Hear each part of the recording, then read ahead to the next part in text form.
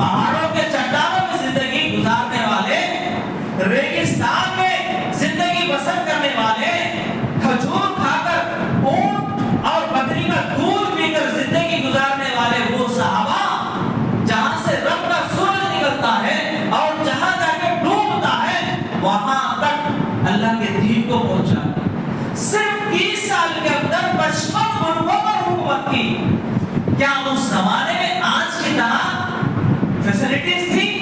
کیا اس زمانے میں آج کی طرح سہولتیں تھی؟ نہ ان کے پاس نہ اچھا کھانے کو تھا، نہ اچھا گھر تھا، نہ اچھی گاڑی تھی، نہ بینک بیلنس تھا۔ میرے بھائی سعودی عرب سے اٹھے تو سعودی عرب سے لے کے اسپین تک، اسپین سے لے کے ساؤتھ افریقہ تک، ساؤتھ افریقہ سے لے کر Indonesia, Malaysia, China, Japan, Egypt, پوری دنیا کے چپے چپے میں اللہ کے دین کو پہنچا ہے۔ میرے بھائیوں، جیسے ہمارے ماں باپ تھے نا ویسے ان کے بھی ماں باپ تھے، جیسے ہمارے بیوی بچے ہیں ان کے بھی بیوی بچے تھے، جیسے ہمارا خاندان قبیلہ ہے ان کا بھی خاندان قبیلہ تھا، لیکن ان کے اندر جو دین کے تعلق سے جو تڑپ تھی، اللہ تیرا دین کیسے غالب ہو، اللہ تیرے دین کو تیرے بندوں تک کیسے پہنچائے، یہ جو تڑپ ان کے اندر تھی وہ تڑپ، وہ جنون جذبہ ہمارے زندگی میں نہیں ہے۔ آج ہم میں سے جتنے بھی لوگ ہیں وہ اسلام کو پڑھ کر، اسلام کو ریسرچ کر کر مسلمان نہیں بنا ہے۔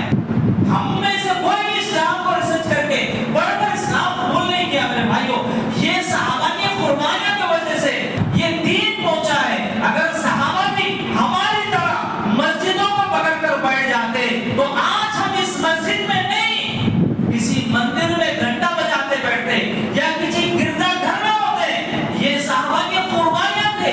میرے بھائی، ہمارے پاس تو یہ مسجدیں ہیں، صحابہ کے پاس تو ایسی مسجدیں مقدس مقام تھے کہ مکہ میں اگر ایک نماز پڑھتے اللہ کے رسول صلی اللہ علیہ وسلم نے فرمایا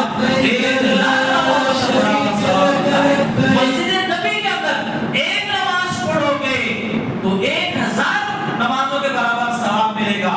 یہ مسجد قباء کے اندر 2 رکعت نفل نماز پڑھو گے ایک کامل عمرے کا ثواب ملے گا۔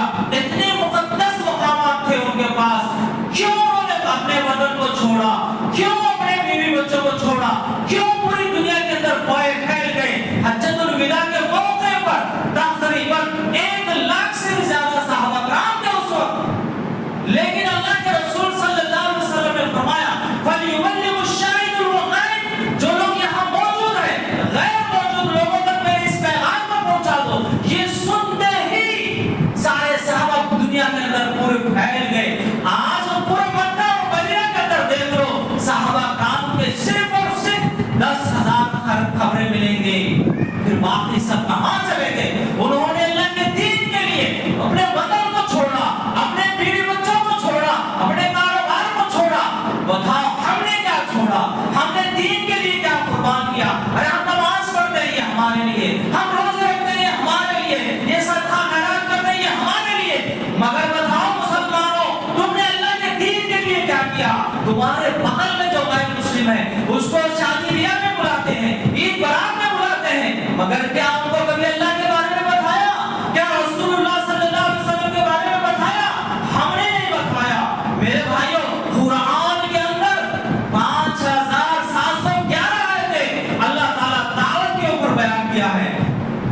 تَأْمُرُونَ بِالْمَعْرُوفِ وَتَنْهَوْنَ عَنِ الْمُنكَرِ، لوگوں کو بھلائی کا حکم دو، برائی سے روکو۔ 5711 مرتبہ آیا ہے۔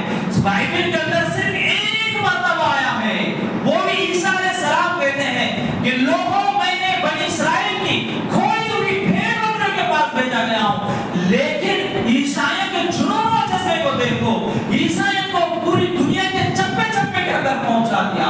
آپ انڈیا کے اندر دیکھیے، جتنے بھی سلمس ایریا سے جتنے بھی غریب بستیاں ہیں وہاں جا کر دیکھیے، وہاں عیسائیوں کے سکولز ملیں گے آپ کو، وہاں کے غریب بچوں کو اچھے سٹینڈرڈ میں ایجوکیشن دیا جا رہا ہے۔ اور تلنگانہ کے اندر 60